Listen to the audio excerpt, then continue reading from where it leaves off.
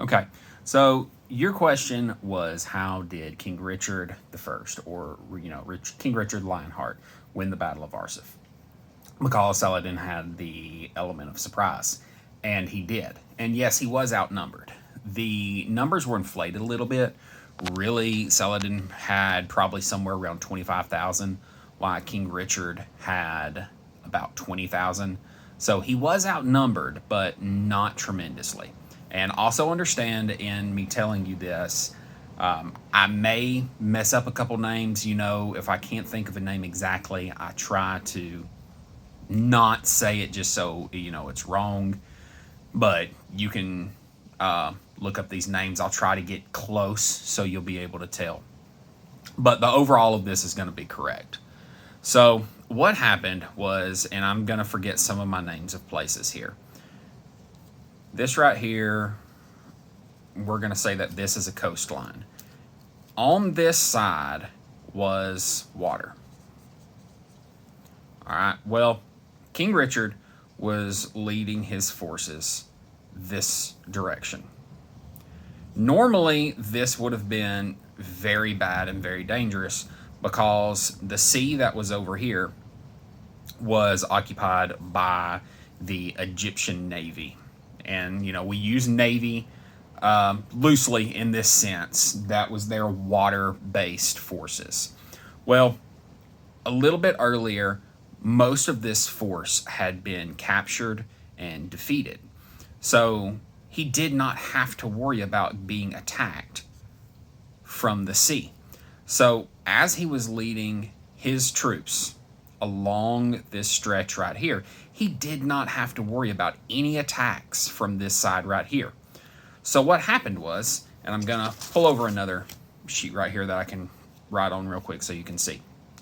What happened was he would arrange his troops in a stacked formation.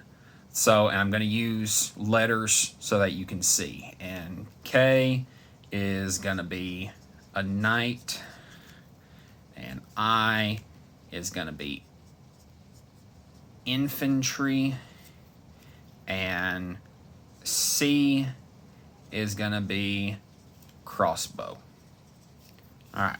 So how he would stack them was he would keep his knights in formation toward the center. And if you hear some noises around me, apparently all three cats here have decided that they want to be part of this.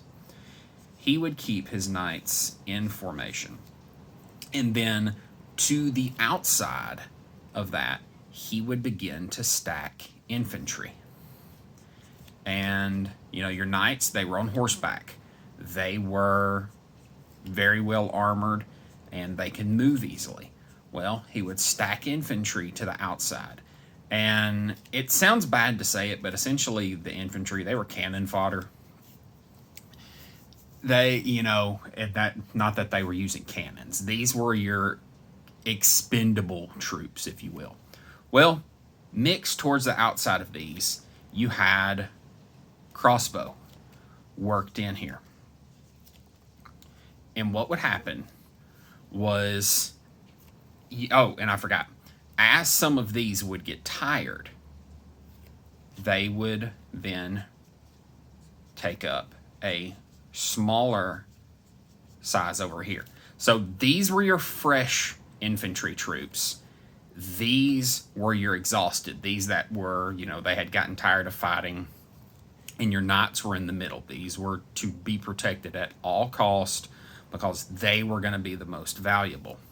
So what happened when we come back over here, as they were marching down, your knights are on the inside of the line. You have heavy infantry and crossbows to the outside, and then you have your troops that are needing a break and trying to get refreshed on the inside next to the water because there was no chance of attack here.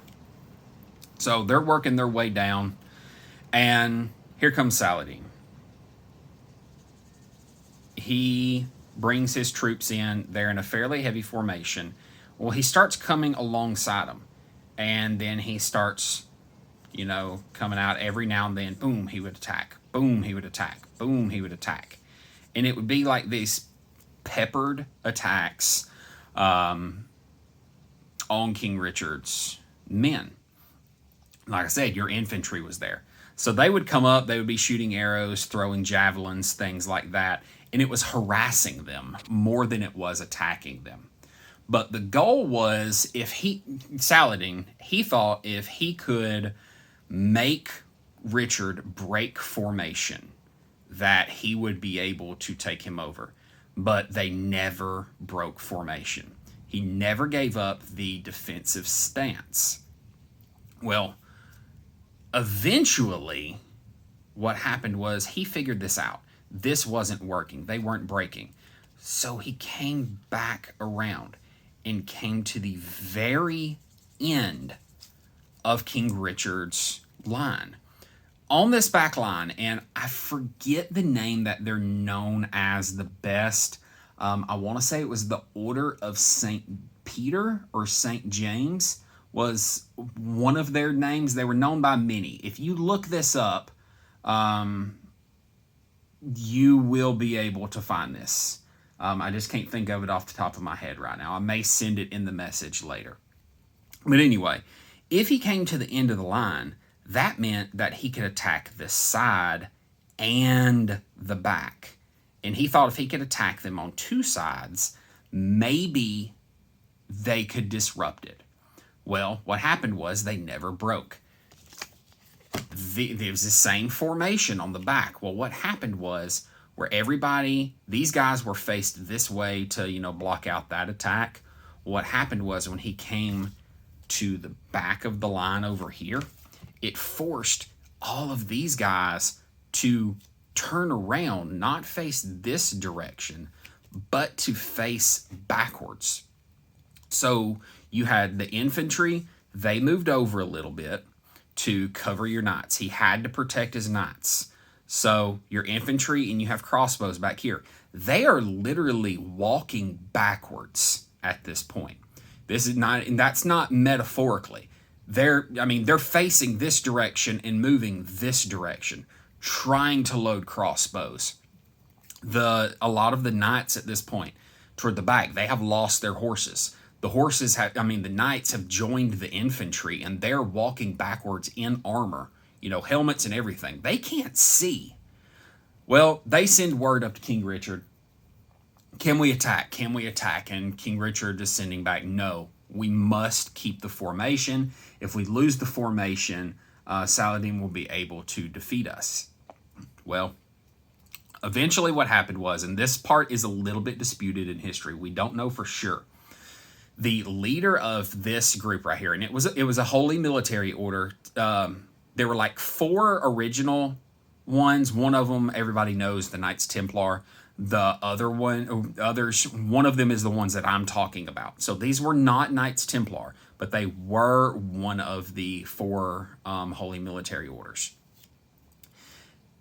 The disputed part says maybe King Richard gave them the okay of, look, eventually we're gonna have to attack, but by the time word makes it all the way up the line here to me, it's going to be too late. We're going to lose that opportunity. So they say maybe he gave their leader permission to attack when he saw the correct opportunity, or it was just a flat out refusal to follow orders by this guy, and he did what he wanted. We don't know which one it was, but what we do know is eventually when Saladin took all these troops and pulled them over here, I only put one little thing, but he pulled all 25,000 of his troops back here on this one spot, and he got them real close to each other, so they were ultra compact. Well, this guy back here, he saw the opportunity and he took it, and they instantly flipped. They went from defensive position to full aggressive positioning and began attacking Saladin. And this wasn't we're going to shoot you from where we stand.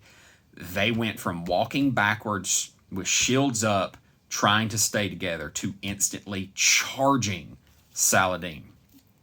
Well, it caused a ripple effect. As they started attacking, more and more of these men realized, we're attacking. Let's turn around. So you had this wave effect where all of these men instantly started turning and coming back to attack Saladin. Because he was so compact with his men, they had nowhere to go. It was hard to defend. They were easily surrounded. They were easily defeated. So it wasn't so much of a he lucked out because he got surprised. He tried one attack and it didn't work. But when he shifted his technique and put all of his men back here, this maneuver was actually what cost Saladin that battle.